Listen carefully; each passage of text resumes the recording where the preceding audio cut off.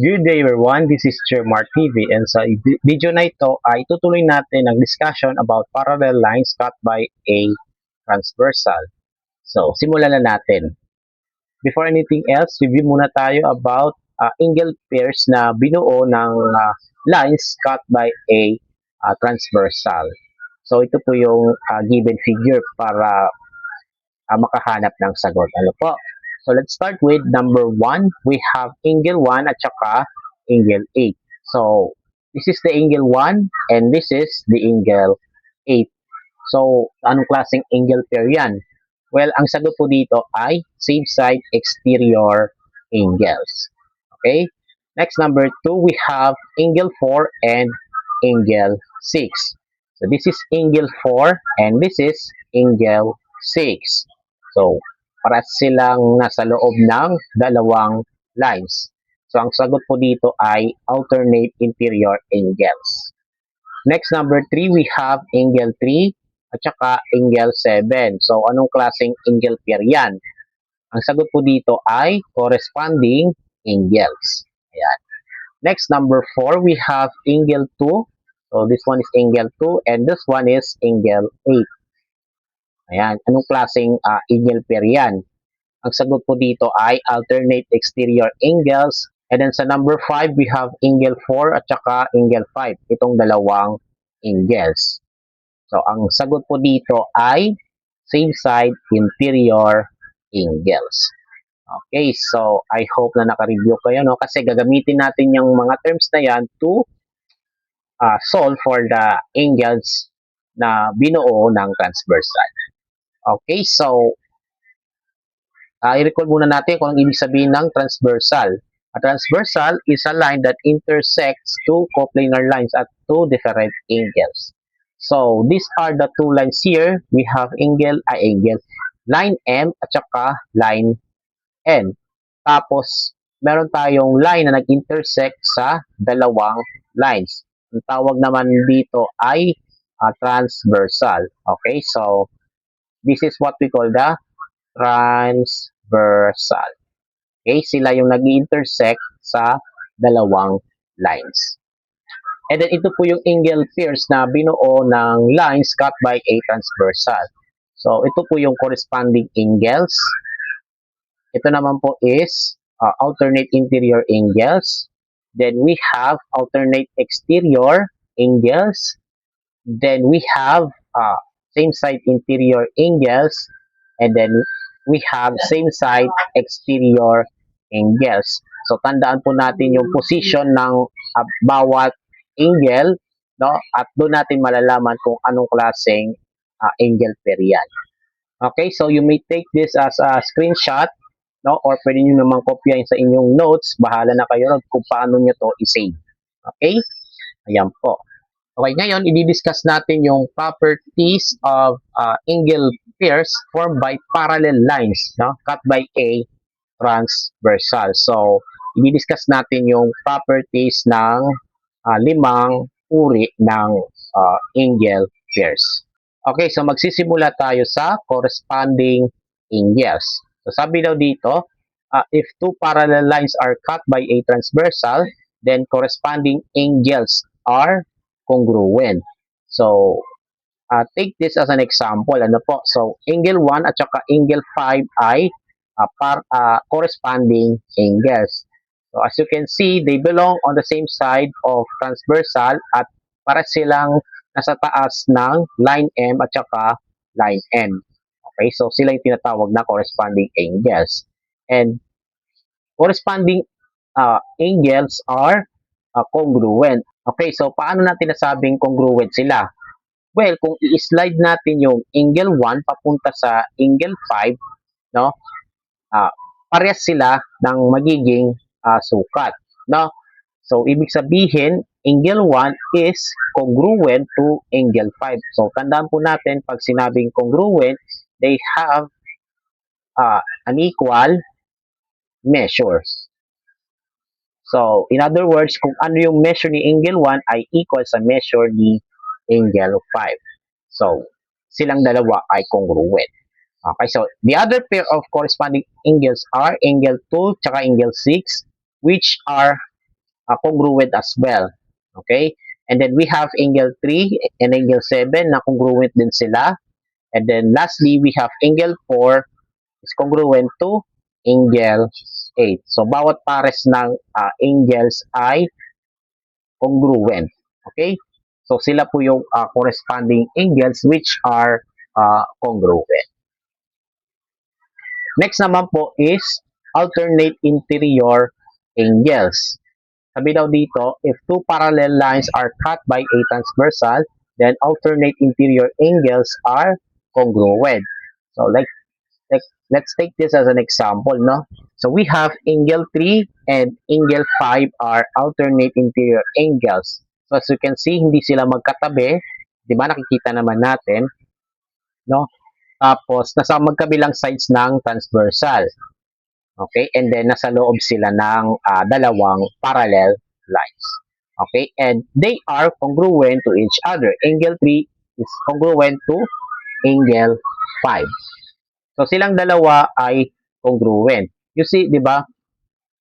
Balikan natin yung corresponding, no? So, ano yung angle na corresponding dun sa angle 5? Di ba? Angle 1. And kagaya ng sinabi natin kanina about corresponding angles, they are congruent. Ano? So, congruent yung angle 1 at saka angle 5. But, we have angle 1 at saka angle 3, no? Silang dalawa ay yung vertical angles, no? Balikan natin yung angle pairs, no? By watching the video, no? So, kailangan ma-review niyo yan about vertical angles, supplementary angles, linear pair, mga ganyan. So, kailangan ma-review natin para meron tayong idea rito. So, vertical angles, no, dahil sila ay vertical angles, they are congruent to each other. So, ibig sabihin, angle 1 is equal to angle 3. So, kung congruent sina angle 1 at angle 5, at sa kabilang banda, angle 1 ay congruent sa angle 3, no, masasabi natin na angle 5 ay congruent sa angle 3. So, congruent sila sa isa't isa. Kaya, angle 3 is congruent to angle 5. Ayan. And then, another pair here is angle 4 is congruent to angle 6. So, that's another pair of alternate interior angles. Okay? So, tandaan po natin, alternate interior angles are congruent. Next, we have alternate exterior angles. If two parallel lines are cut by a transversal, then alternate interior angles are congruent. So one such pair is angle 1 and angle 7 that are congruent to each other. So, bakit sila congruent? Well, i-apply natin yung same logic sa alternate interior angles. So, mag-umpisa tayo sa corresponding angle, no? So, sa angle 1, anong angle na corresponding sa angle 1? Diba? Angle 5. Okay? And gaya ng sabi natin, angle 1 at saka angle 5 ay corresponding angles which are congruent. Diba? So, kasi corresponding angles are congruent eh. And then, we have angle 5 at saka angle 7 dito which are vertical angles. And again, vertical angles are congruent. So, if these two angles are equal, 1 and 5, tapos yung 5 and 7 ay equal din sa isa't isa, therefore, yung 5 ay equal sa angle 1 at angle 7. Kaya, angle 1 is congruent to angle 7. Okay? Ayan po. Silang dalawa po ay congruent. And then, another pair of alternate exterior angles ay angle 2 tsaka angle 8, no, which are also congruent, no? So, i-apply na lang natin yung same logic katulad sa naunang pair. Okay? So kapag alternate exterior angles, silang dalawa ay congruent. Next naman po is same side interior angles. If two parallel lines are cut by a transversal, then same side interior angles are supplementary. So, balikan muna natin yung salitang supplementary. So, pag sinabing supplementary, guys, ito po yung two angles na ang sum ng dalawang angles ay 180 degrees. So, for example, we have one angle na 80 degrees tapos another angle whose measure is 100 degrees. Masasabi na silang dalawa ay supplementary. Bakit? Kasi kapag inad mong dalawang measures na to, 80 plus 100 equal siya sa 180. So, ibig sabihin, silang dalawa ay supplementary. So, babalikan talaga natin yung iba't ibang klaseng angle first, no? Kagaya nito, supplementary. Diba? Okay, so babalikan natin yung same side interior angles. Ano po? So, one pair is angle 4 at saka angle 5. So, ibig sabihin, silang dalawa ay supplementary. No?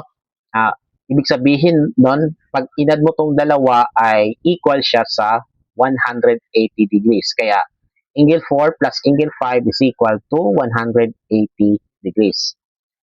Pero bakit silang dalawa ay supplementary, no? Imbes na congruent? Well, tingnan nyo. Mag-umpisa ulit tayo sa corresponding angles. So, itong si angle 5, ang corresponding angle niya ay angle 1. Okay? And we know that these two angles are congruent. So, isulat po natin na angle 5 is equal to angle 1. So, is congruent to angle 1. Yan. So, kung anong measure ni angle 5, same sa angle 1. Okay? Now, obserbahan natin yung angle 1 at saka angle 4. Okay, so ano bang napapansin mo sa dalawang ito? Well, silang dalawa ay tinatawag na linear pair. Okay, so pag sinabing linear pair, yung dalawang angles ay nakabuo ng straight line na kagaya nito. Okay, so ibig sabihin, angle 1 tsaka angle 4 ay nakabuo ng linear pair. And sa linear pair, guys, no, automatic silang dalawa ay supplementary. So, ibig sabihin, yung sum ng dalawang angles na to ay 180 degrees. So, we have angle 1 plus angle 4. So, kung anong measure ni angle 1 plus measure ni angle 4, dahil sila ay supplementary, so dapat mag-equal sila sa 180 degrees. Ayan. And since angle 1 ay congruent sa angle 5, di ba? Pares naman sila ng measure eh. So, i-apply natin substitution dito. No? So, yung angle 1, papalitan natin ng angle 5 kasi magkapares naman sila ng sukat eh. Diba? So, angle 5 plus angle 4 is equal to 180 degrees just like this one. Okay, so therefore, angle 4 at saka angle 5 ay supplementary sa isa't isa. Okay, so buray muna natin yung lahat ng ink. And then, another pair po ng same side interior angles ay angle 3 tsaka angle 6, which are also supplementary, no? So, angle 3 plus angle 6 equals 180 degrees. Ayan. And then, finally po, we have same side exterior angles. If two parallel lines are cut by a transversal, then same side exterior angles are supplementary. So, isa sa mga pares nito ay angle 1 plus angle 8 is equal to 180. So, again, mag-umpisa tayo sa corresponding angles. So, angle 1 tsaka angle 5 ay congruent. So, therefore, they must be congruent, no? So, angle 1 is equal to angle 5. And then, makikita natin dito, no, sina angle 5 tsaka angle 8 ay nakabuo ng linear pair.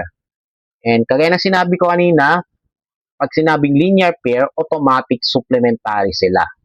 No? Supplementary. So, ibig sabihin, yung sum ng dalawang ito, angle 5 tsaka angle 8 ay 180 degrees. So, we have angle 5 plus angle 8 is equal to 180. And dahil equal sina angle 1 at angle 5, dahil sila ay corresponding, yung angle 5, pwede natin palitan ng angle 1. Kasi equal silang dalawa eh. Diba? Angle 1 ang pumalit sa angle 5. So, angle 1 plus angle 8 is equal to 180 degrees, just like this one. So, therefore, angle 1 at saka angle 8 ay supplementary. And thus, yung sum ng dalawang ito ay 180. Okay? And then, another pair po is angle 2 at saka angle 7 which are also supplementary. So, ibig sabihin, yung sum ng dalawang ito ay 180 as well. Okay, so same side exterior angles are supplementary. Okay, so recap muna tayo, no? Para matandaan natin ng lubos. Okay, if two parallel lines are cut by a transversal, then corresponding angles are congruent, alternate interior angles are congruent, alternate exterior angles are congruent, same side interior angles are supplementary, and same side exterior angles are supplementary. So, para mas maintindihan natin, kapag sinabing corresponding, no, ayusin natin, kapag sinabing corresponding, no, silang dalawa ay congruent, no? So, corresponding, congruent. So, nagsisimula naman pareho yan sa CO. Ayan, corresponding, congruent. Okay. And then, pag sinabing alternate naman, guys, no? Alternate, no? Pag sinabing alternate, congruent din sila. So, alternate, congruent. Okay? Alternate, congruent. And then, kapag same side naman, no? Kapag same side naman, guys, supplementary sila.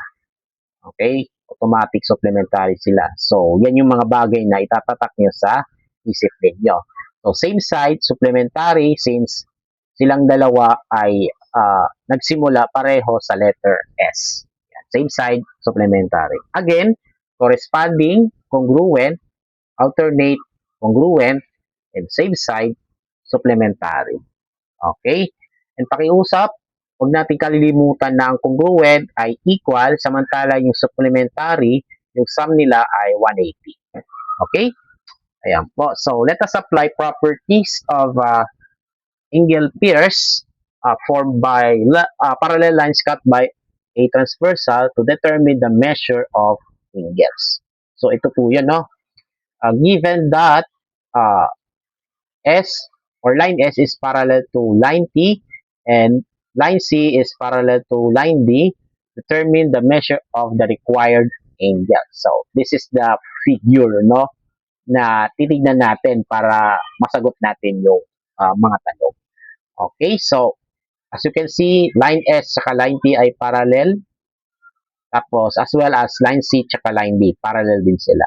Okay, so let's start with number 1. We have angle 2, 64 degrees.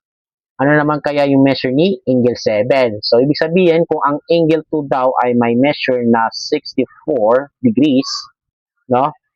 Ano naman kaya measure ni angle 7? So, una sa lahat, guys, no? Alamin muna natin yung relationship ng angle 2 tsaka angle 7. So, ano bang klaseng, ano yan? Ano bang klaseng angle pair yan? Well, yung angle 2 tsaka angle 7 ay parehas kabilang sa transversal na line C, no? So, tapos itong dalawa ay yung parallel lines S and T, no? So, they are alternate interior angles. And kagaya ng sinabi natin kanina, pag alternate ay congruent. So, therefore, ang measure ni angle 7 ay 64 degrees. And the reason is alternate interior angles are congruent. Okay, so remember, alternate, congruent. Okay, next, number 2. So, kung ang measure ni angle 5 ay 36 degrees, ano naman kaya measure ni angle 8? So, hanapin muna natin tong dalawa, no, sa figure, no?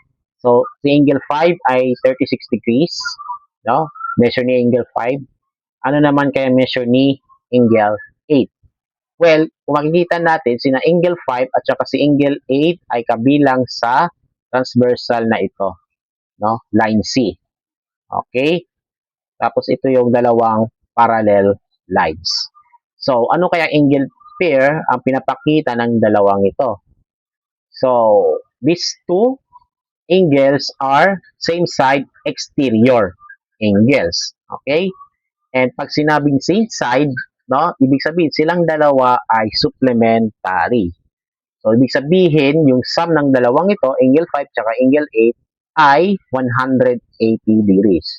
So, to get the measure of angle 8, you just simply subtract 36 from 180. So, 180 minus 36 is equal to 144 degrees. At ayan po yung measure ni angle A.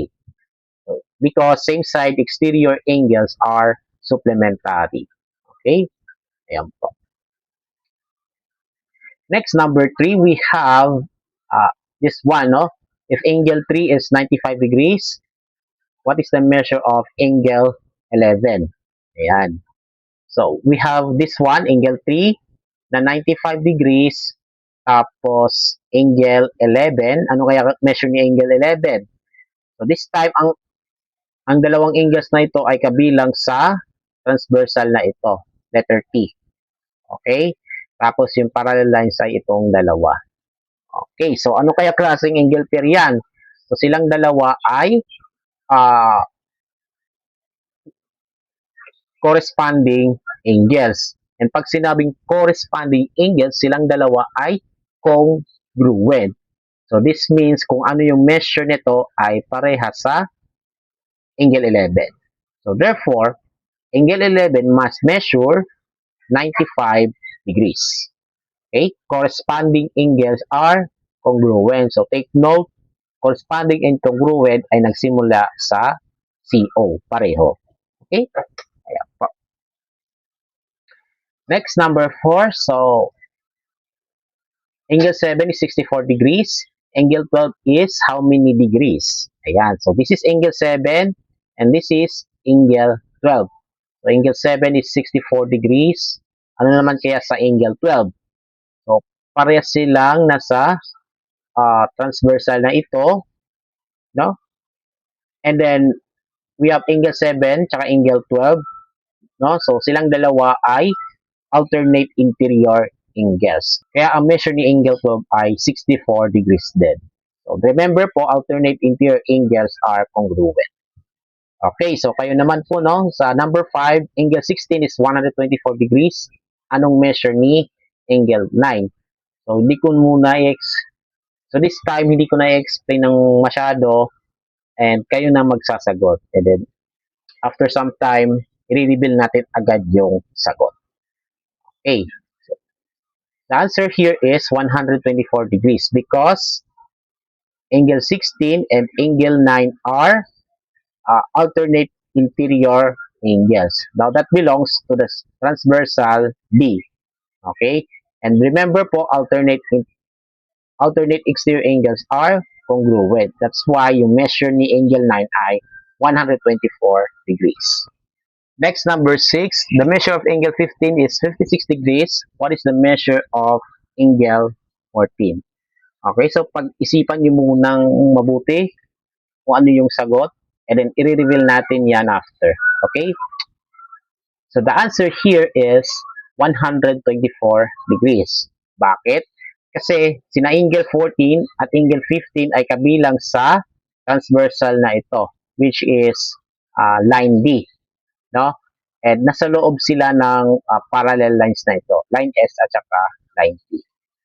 And since same side interior angles are supplementary, this means yung sum ng dalawang ito ay 180.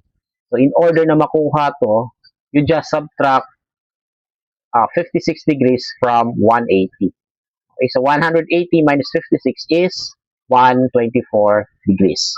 So ayan po yung sagot. And then let's move on to the last one. Angle 14 is 67 degrees. What is the measure of angle 6? Ayan. Again, pag-isipan ninyo yung sagot and then i-reveal natin yan after. Okay, so the answer here is 67 degrees. Ayan. Kasi, tingnan nyo to, si angle 14 tsaka si angle 6 ay corresponding angles, no? They belong to the same transversal here, no? Line S ang transversal nila, tapos ito yung dalawang parallel lines. So, they belong to the same position. Okay? So, corresponding angles are congruent. So, ibig sabihin, the measure of angle 6 is 67 degrees. Okay, so sana po ay meron kayo natutunan sa video na ito about parallel lines cut by a transversal. So sana is natandaan nyo na yung mga properties ng bawat angle pairs doon.